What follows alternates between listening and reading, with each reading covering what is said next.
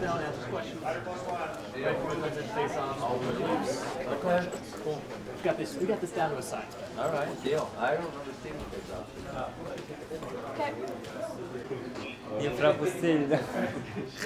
This is like very important fight. This is like a point of where makes a statement that does Zabit belongs to the top of the division or he just can beat like middle guys. And this is this is what it's all about. So I have no doubt in it. I believe I was from the first day, even before he got signed with the UFC, I knew that he belongs to the top level, but this is where he's gonna prove to everybody, to the whole world, that he's the one who deserves a title, who's gonna be on the top and for a long time. Cool. Can we get like a speaker up here with some music or something so we can be jamming? We need some tunes.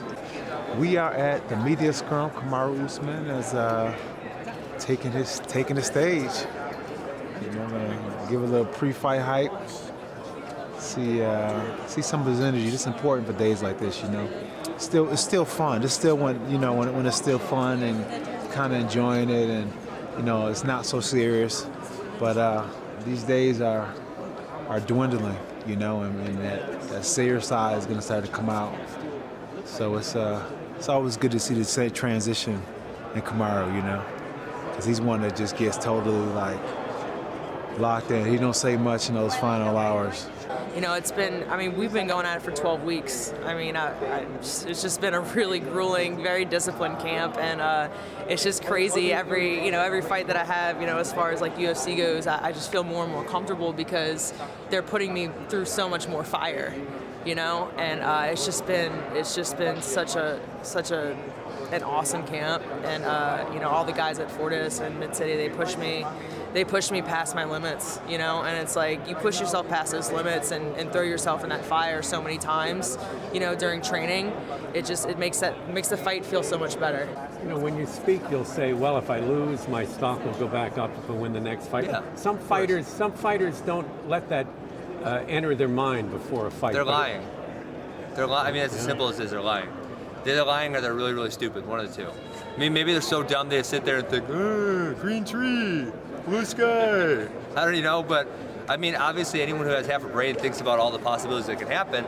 I mean, the guys who struggle with that are the ones who dwell on the loss, right? And all the things, so then what a lot of, I deal with kids all the time, right? What they do is, in your head you say, I could win or I could lose, obvious, right?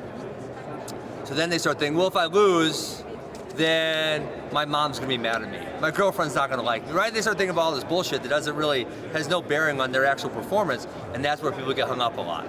And so, you know, obviously, if I can't recognize that I can win and or lose, right? I just feel there's a draw possibility, there's no contest, which is a lot less likely. But if I can't recognize that possibility, I'm either lying or I'm really, really low IQ. You know, it's a little bit of redemption. You know, I lost my last fight. I feel like I was dominating the fight all the way up until the elbow landed. So, I mean, I'm just really just trying to show all my skills and be more calm in there and just kind of let everything come out. I feel like I was winning the fight before I got hurt, and then I didn't actually really get to display everything. So my goal of this fight is to actually just be more calm and just let everything come natural. What are some of the things that you worked on in this camp that, you know, you wanted to improve on from your last fight, like going into this fight? I've been working my striking game a lot, and movement, my jiu-jitsu and clinch work also, and a lot on my endurance and my cardio. I'm actually more glad that I'm getting my story out there. You know, it's cool, like, when you did that piece about how we met in the airport, you know, so many years ago, and, you know, I said then that this is where I was going to be, and we're about there. It's pretty incredible. Being joined by Kamaru Usman. Now, this weekend you are fighting Tyron Woodley for the welterweight title. First off, how's this camp been for you? Camp has been like most, rigorous. You know, you have your bumps and your bruises, but you somehow find a way to get through it. It's the only and one, my brother, Sugar Rashad Evans, the one and only, pound for pound great, one of the best ever to do it, my brother. Marty's cameraman. I got you. Hey, listen, though, so you made a tweet about 6 out of the 8 champions of the UFC. Seven. And a lot of people was kind of, Just talk about just why it is so important to have a base of wrestling in the sport and why so many people are dominant and champions in it. Yeah, well, Robert Whittaker has a decent wrestling background, which I didn't even know until someone pointed out to me. So 7 of the 8 male champions. I think there's a lot of benefits that wrestling provides. You know, the obvious, we control position. If we want to be on our feet, we're on our feet. If we want to take it down, we take it down. There's a work ethic. You know, most of these guys have been grinding since they were 6, 7, 8, 9, 10 years old. There's the structure, organization of a college wrestling program, you know, where you have to be on time. And it's like, you know, in the MMA world, that's almost non-existent. You see, you know, people from other backgrounds and they're like showing up 45 minutes late, and like, dude, in wrestling, you show up 3 minutes late, you're off the team, you know? So I think there's a work ethic, a discipline that comes with doing it your whole life that is really beneficial. I get in this room with all these killers and I just see how hard they work, and it just makes me want to work that much harder, you know? And anytime in my head I'm like, you can't do this, I'm like, just shut up. 谢谢。谢谢。你好。成都是 Chinese， 你在那个成都。Yes, China. 成都很久。2 months. 2 months. 2 个月。那你能吃辣的？spicy. Spicy. Envo, you know Envo. I know. My friend. Good guy. Yeah. Nice. It's a Rolex, okay. Because I'm trying to get better at tagging. I'm trying to get better at tagging brands. Yeah. I never ask about watch because I don't wear one, so I don't pay attention to it. And then everyone will always be like, well, what was that watch? And I'm like, well, assuming your next fight probably be a title fight, so I think so. You can afford one. I know, I just don't wear them. Listen, we used to live in the mobile home. And guess what? Who's the king of the mobile home? I was running this shit. This man was a world champion, but I was the king of the mobile home. Everybody has to stay humble. Hey, Mike Van Arsdale, remember what we used to do to you. That's all I'm going to say. I'm a Kiva coacher. I wouldn't say more so religious. I'm extremely spiritual, of course. I believe in God. You know, there's a God up there, whether you're Muslim, you're Christian, you're Jewish, whichever. We all believe in a higher power. Closer and closer, bro. Closer and closer, man.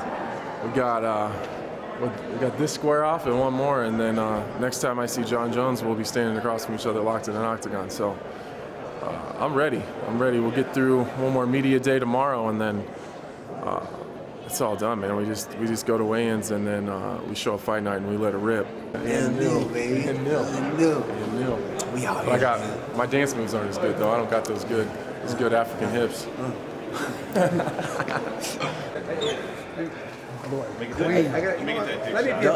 Don't put me as your background, Ali. Let me be a fan. As tight as it goes, man. Nice to meet you. Nice to meet you too. He's got the bow tie and everything, making us all look bad with the bow tie. Man, I gotta get my game up or something. Yeah, to the feet, all the way to the bow tie. I love it. I love that. First time You excited? something like this. You having fun? Of course, yeah. Good, man. Nice. I like watching you fight. You're excited. I like it. Everybody good?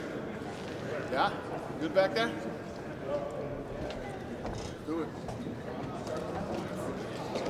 I know she's got a lot of hype leading up to this fight on her part, but for me, I just have to focus on like what I'm going to do, like my job there. So I just been really focusing hard on that, putting in a lot of work.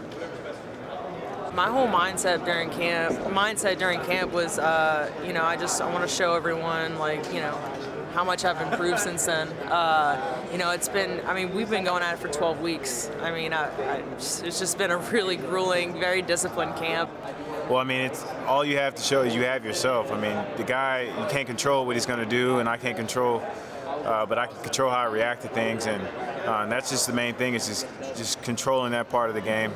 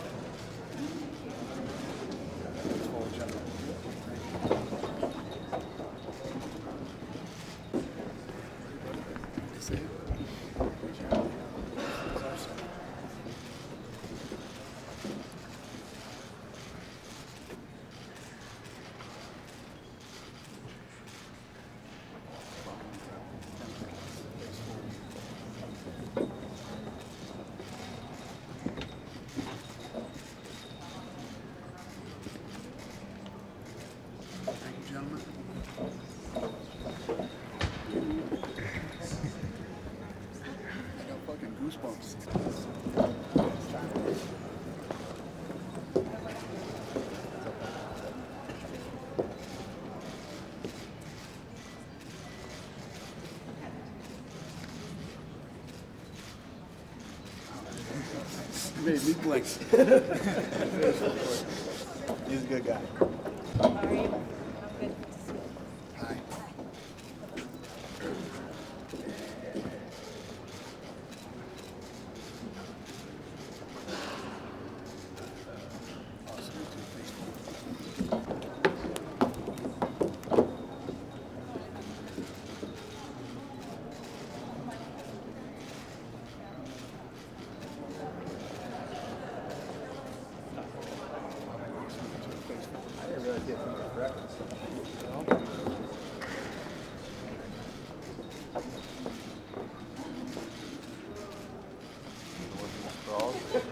All day. Thank you. Oh, we love it.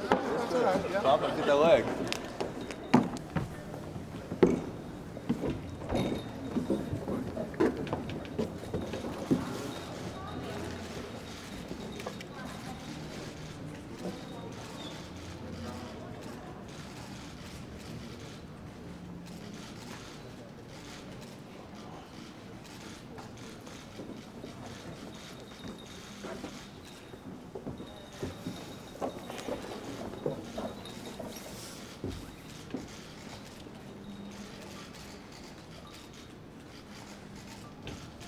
Thank you, gentlemen.